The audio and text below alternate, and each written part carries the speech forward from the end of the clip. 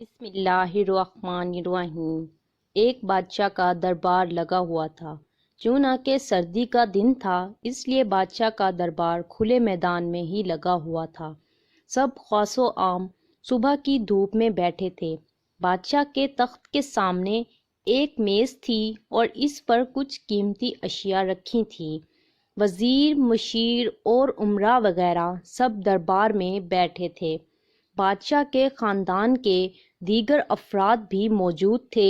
اسی وقت ایک شخص آیا اور دربار میں داخلے کی اجازت چاہی۔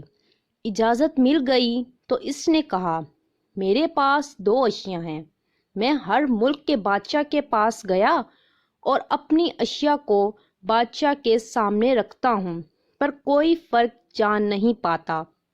تمام ہار چکے ہیں اور میں ہمیشہ کامیاب ہو کر لوٹتا ہوں۔ اب آپ کے ملک میں آیا ہوں۔ بادشاہ نے کہا، کیا اشیاء ہیں؟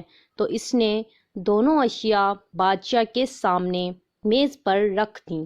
وہ دونوں اشیاء دکھنے میں بالکل ایک جیسی، جسامت، یکساں رنگ، یکساں چمک، گویا کہ یہ دونوں اشیاء ایک دوسرے کی نقل محسوس ہوتی تھیں۔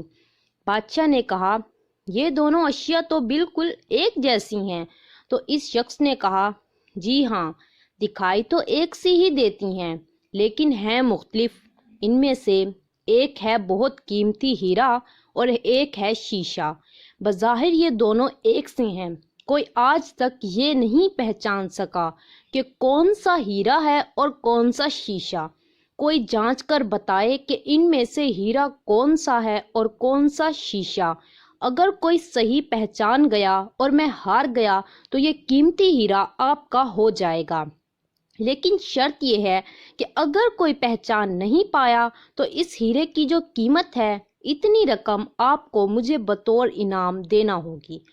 اسی طرح میں کئی ممالک سے جیت کر آیا ہوں۔ بادشاہ نے کہا، میں تو نہیں پہچان سکتا۔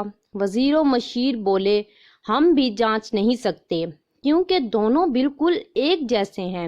سب کو گمان تھا کہ اب تو شکست ہی مقدر ہے، لیکن شکست پر انعام کا مسئلہ بھی نہیں تھا، کیونکہ بادشاہ کے پاس بہت دولت تھی۔ بادشاہ کی عزت کا مسئلہ تھا، کیونکہ تمام عالم میں یہ مشہور تھا کہ بادشاہ اور اس کی رعایا بہت ذہین ہے اور اس طرح ان کی سبکی ہوتی۔ کوئی شخص بھی پہچان نہیں پا رہا تھا۔ آخرکار تھوڑی سی ہلچل ہوئی۔ ایک نابینا شخص ہاتھ میں لاٹھی لے کر اٹھا۔ اس نے کہا، مجھے بادشاہ کے پاس لے چلو۔ میں نے تمام باتیں سنی ہیں اور یہ بھی سنا ہے کہ کوئی پہچان نہیں پا رہا ہے۔ ایک موقع مجھے بھی دے دیں۔ ایک آدمی کے سہارے وہ بادشاہ کے پاس پہنچا۔ اس نے بادشاہ سے درخواست کی کہ ایسے تو میں پیدائشی نابینا ہوں، لیکن پھر بھی مجھے ایک موقع دیا جائے جس میں بھی ایک بار اپنی ذہانت کو جانچ سکوں، اور ہو سکتا ہے کہ کامیاب بھی ہو جاؤں، اور اگر کامیاب نہ بھی ہوا تو ویسے بھی آپ تو ہارے ہوئے ہی ہیں۔ بادشاہ کو محسوس ہوا کہ اسے موقع دینے میں کیا حرج ہے۔ بادشاہ نے کہا کہ ٹھیک ہے۔ اس نابینا شخص کو دونوں چیزیں چھونے کے لیے دے دی گئیں اور پوچھا، اس میں کون سا ہیرا ہے اور کون سا شیشہ؟ یہی آپ کو معلوم کرنا ہے۔ اس آدمی نے ایک لمحے میں کہہ دیا کہ یہ ہیرا ہے اور یہ شیشہ۔ جو آدمی اتنے جگہوں سے جیت کر آیا تھا وہ بہت حیران ہو گیا اور کہا، ٹھیک ہے، آپ نے صحیح پہچانا، آپ کو مبارک ہو۔ اپنے وعدے کے مطابق اب یہ ہیرا بادشاہ کا ہوا۔ تمام لوگ بہت حیران ہوئے کہ ایک نابینا شخص نے کیسے جان لیا کہ اصل ہیرا کون سا ہے، اور سب نے یہی سوال اس نابینا شخص سے کیا۔